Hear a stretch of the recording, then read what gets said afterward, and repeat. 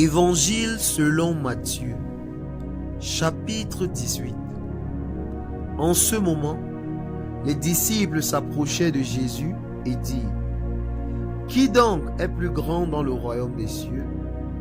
Jésus, ayant appelé un petit enfant, le plaça au milieu d'eux et dit: Je vous le dis en vérité, si vous ne vous convertissez et si vous ne devenez comme les petits enfants, vous n'entrerez pas dans le royaume des cieux. C'est pourquoi quiconque se rendra humble comme ce petit enfant sera le plus grand dans le royaume des cieux.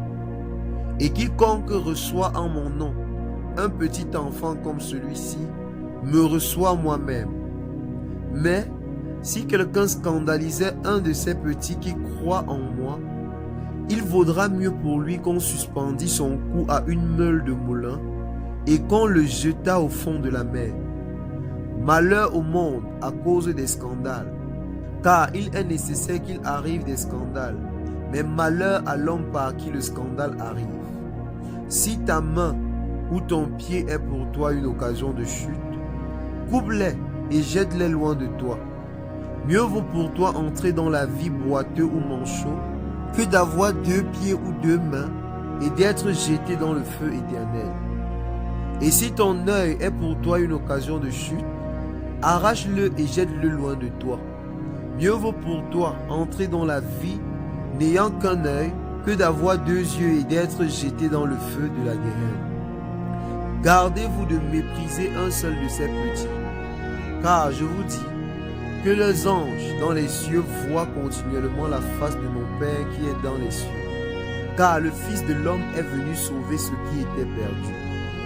Que vous en semble, si un homme a 100 brebis et qu'une d'elles s'égare, ne laisse-t-il pas les 99 autres sur les montagnes pour aller chercher celle qui s'est égarée? Et s'il la trouve, je vous le dis en vérité, elle lui cause plus de joie que les 99 qui ne se sont pas égarés. De même, ce n'est pas la volonté de votre Père qui est dans les cieux qu'il se perde un seul de ses petits. Si ton frère a péché, va et reprends-le entre toi et lui seul. S'il t'écoute, tu as gagné ton frère.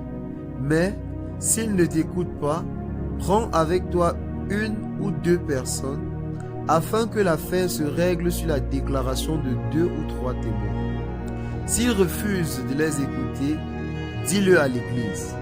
Et s'il refuse aussi d'écouter l'Église, qu'il soit pour toi comme un païen et un publicain. Je vous le dis en vérité, tout ce que vous lierez sur la terre sera lié dans les ciels, et tout ce que vous délierez sur la terre sera délié dans le ciel. Je vous le dis encore que, si 2 d'entre vous s'accordent sur la terre pour demander une chose quelconque, elle leur sera accordée par mon Père qui est dans les cieux.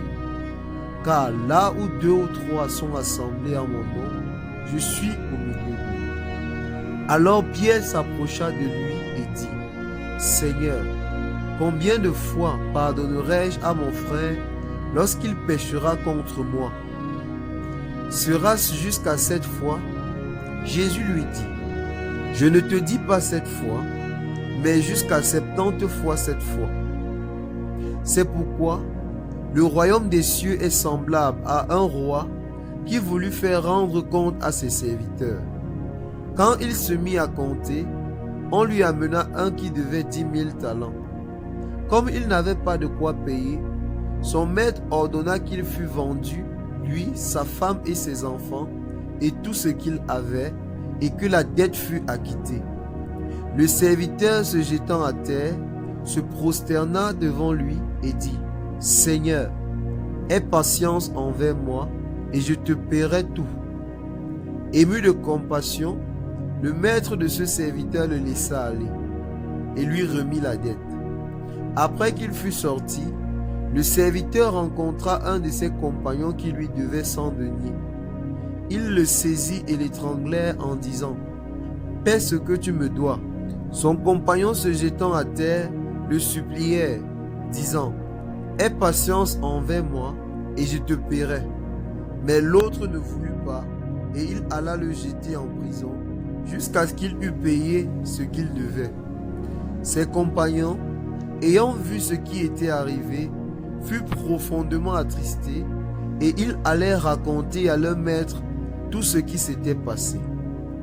Alors le maître fit appeler ce serviteur et lui dit: méchant serviteur, je t'avais remis en entier ta dette parce que tu m'en avais supplié.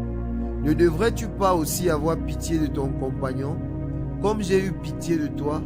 Et son maître, irrité, le livra au bourreau, jusqu'à ce qu'il eût payé tout ce qu'il devait. C'est ainsi que mon Père céleste vous traitera, si chacun de vous ne pardonne à son frère de tout son cœur.